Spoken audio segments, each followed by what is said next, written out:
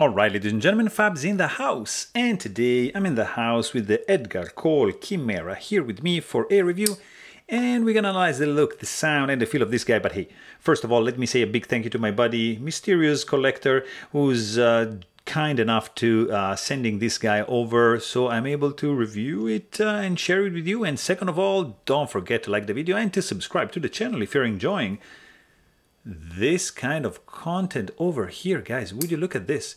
This is the Edgar Cole Chimera, and we're gonna talk about this guy in a bit. Let's just quickly check size of this one. Is gonna be, look at this, 7.75 inch long overall in length with a 3.3 inch long cutting edge and a 4.4 inch long handle. This is how this guy is gonna compare up to the with the Ontario Rat number 1 and the little brother Ontario Rat number 2. It's right in between these two guys, and when that happens, I know already that it's gonna be a pretty good size for the knife.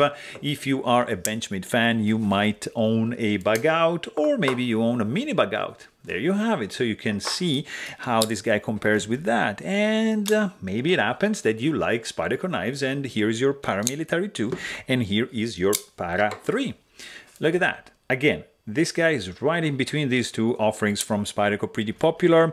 Or maybe you are a Chris Reeve Knives fan, and you happen to have a large Sebenza 21. This is a P version, so just a little bit different. And this is the small Sebenza 21, also P version.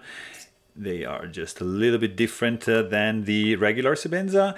And you can also see that this is right in between these two guys. So keep that in mind. Let me see what also I have here. Something like from Russia, Custom Knife Factory, designed by Peter Assenti. This is the Snafu 2.0, and this is also Custom Knife Factory, but designed by Philippe Georget. And this is the 520. Two of my favorite knives here that I like to show in the size comparison. And yeah, this guy is kind of like the same size as the 520, but definitely smaller than the Snafu. What else can I show you guys? Just a couple options here. Just this guy over here, Shirogoro F95. This is the Tai 2 Hawaiian version, and something smaller also from Shiro. This is the Hation. That's a custom division Hation, by the way. And what else can I show you guys?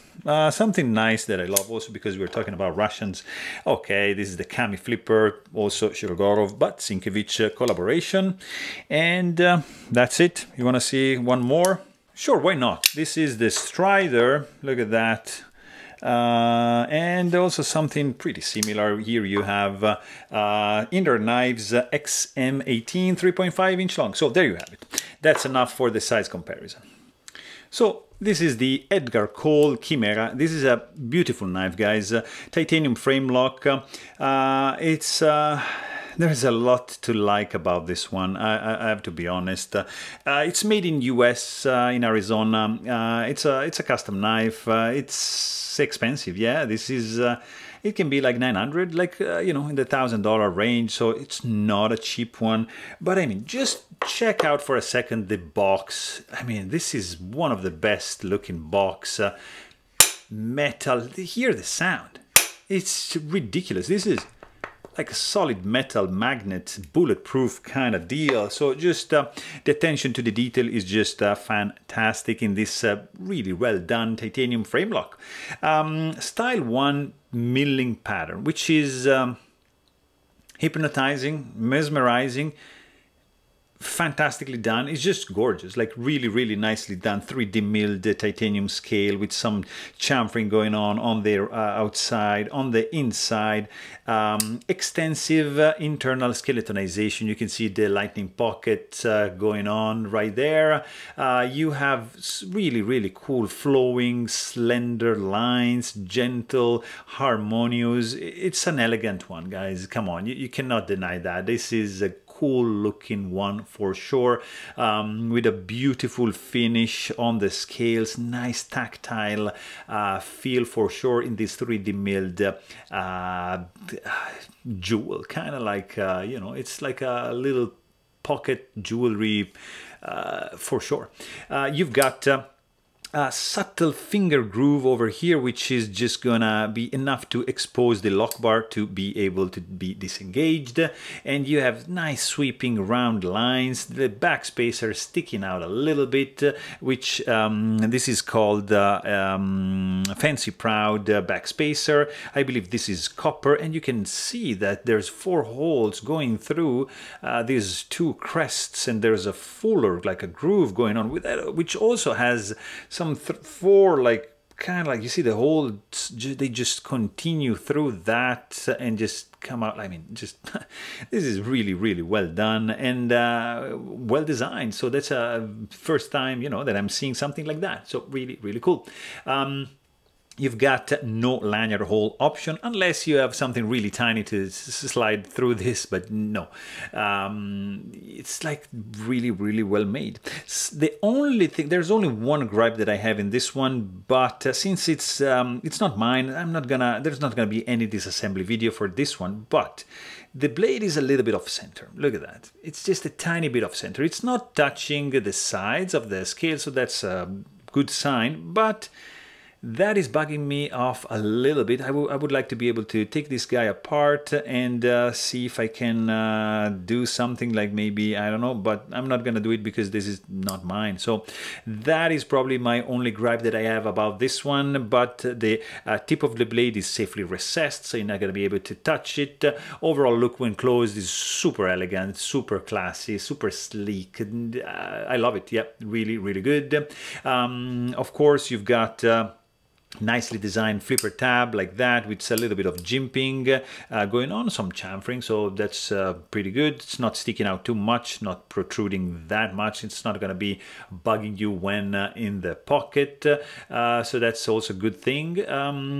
Also, you have basically like a flat, like flush screws, not protruding that much from the scale, except for this one, for the stainless steel lock face insert, which is oddly enough like of a different shape than those. So, and you're gonna need, like, probably this is like a smaller, I think it's like T5, and these are gonna be bigger, like Torx bits, and this is slotted screw, which of course is reminding me of something like this.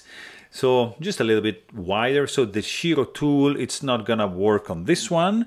So just be careful when you try to disassemble this one, because this is a spinning pivot. So disassembly is not gonna be a big deal, I think, because you can just use 2 tools and this is gonna come apart.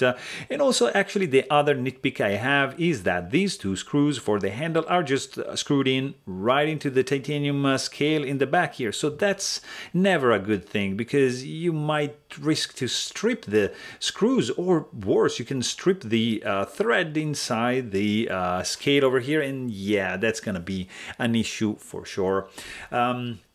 But the disassembly should be pretty straightforward, and you're gonna be able to maintain this guy like pretty easily, no issues whatsoever. You have, I was saying, a stainless steel lock face insert over here, which has a over travel stop bar integrated in it, so you're not gonna be able to overextend this over here. You can actually see, maybe like from this angle, a white ceramic detent ball over there. There is no detent ball ramp, so you're gonna feel and hear a little bit of the hard step, but it's a good thing that it's ceramic, so it's gonna create this ridiculously smooth action when closing. We're gonna check out that in a second. You have a 3D milled titanium pocket clip, tip up carry only, not reversible. It's just gonna stay there. Nice clip retention, nice entrance ramp for the clip and exiting ramp, so it's gonna be nicely snagged into your pocket, so pretty much good to go. 3-point, what is this? This is like, I would say, 3.3-inch long overall cutting edge in this blade. Nice drop point style, no jimping, just a subtle chamfering going on. Tri-tone finish. You can see, you can appreciate the satin flats in the primary bevel. You can see the mirror polished flats on the blade, and kind of like a sandblasted fuller going on right over here. Basically, this is like 100% belly. It's just not really like a straight edge, just curved. And plunge grind, which resembles a little bit like the Shirogoro. So it's already like two elements kind of like taken from the Shiro. Let me show you, for example, what is this guy over here. You can actually see the angle is different, but yeah, there's some resemblance with the Shiro, especially in this in the pivot. Completely sterile looking blade. In fact, I don't know what steel this guy is. I'm trying to get some information, but I wasn't able, and so this is gonna be either CTS XHP or M390, one of the two, so it's gonna be pretty much good to go. But I mean, the point is that the blade is looking gorgeous with these finishes, nice sharpening choil, and look at this, 0.152 stock, 12525 stock thickness, with a cutting edge, with a thickness behind the edge of right here, 0.0185. So this guy is a really cool slicer, nice and thin behind the edge, flat grind going on, so beautiful slicer.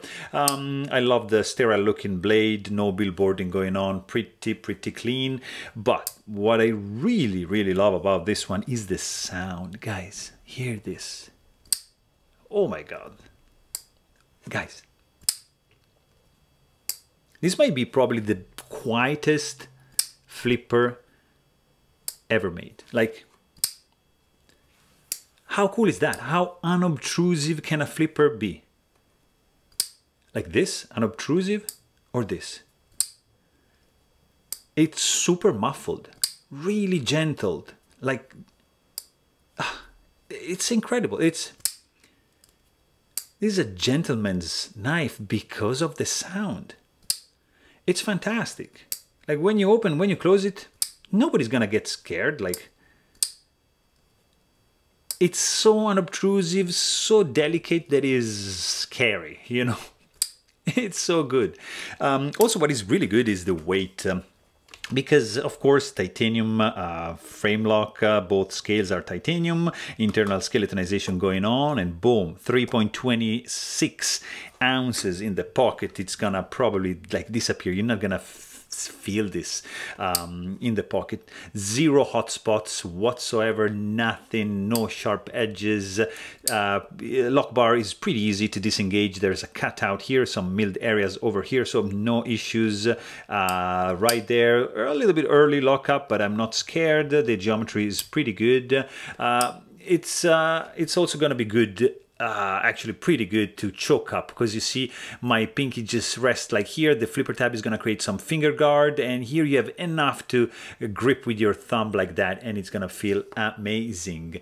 For the reverse grip, feels balanced, feels solid in the hand. The texture is gonna avoid any slipperiness to this handle, because it's grippy, and it's the texture. It's so good to the touch. It's not rough to your fingers. It's just pleasant to rub like that. It's just good. Fit and finish, fantastic. Everything just nicely matched. The only thing is just you know, bugging me a little bit. Yeah, blade, see, a little bit off center, not the end of the world, but just something that, you know, I always prefer like absolutely centered blade, but yeah, it's not a big deal because it's not touching. Gaps, zero misalignments, rattling, no. Blade play, not playing, zero finger soreness, no lock stick. Actually, just perfect. The clip stiffness is dialed in, detent, maybe a little bit on the light side, but what is really cool, guys, is the action on this one. I mean, look at that. This is on washers, by the way.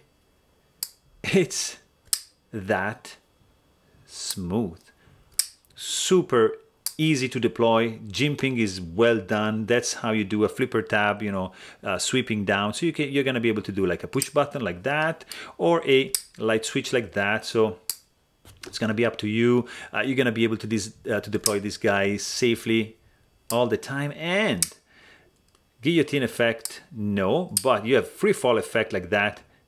Keep it in the vertical position, nothing is going to happen. Just a gentle wiggle and boom. This guy is going to glide like a boss in the closed position, and he's going to give you a very cool feedback, like tactile feedback for the handle, the kind of like of haptic feedback, let's call it that way when closing. Gorgeous, guys. This is ridiculously good action. I love this one. And also you have very, very low detent suction at the end, and you have an overall really, really cool looking knife. Some resemblance with Shiro details. Blade, fantastic. The milling is really, really gorgeous. The sound is just one of the coolest and quietest sound for a flipper knife, and the action on washers is that smooth. So there you have it. Hope you guys enjoyed this video. Please don't forget to subscribe, and thanks for watching. Stay tuned.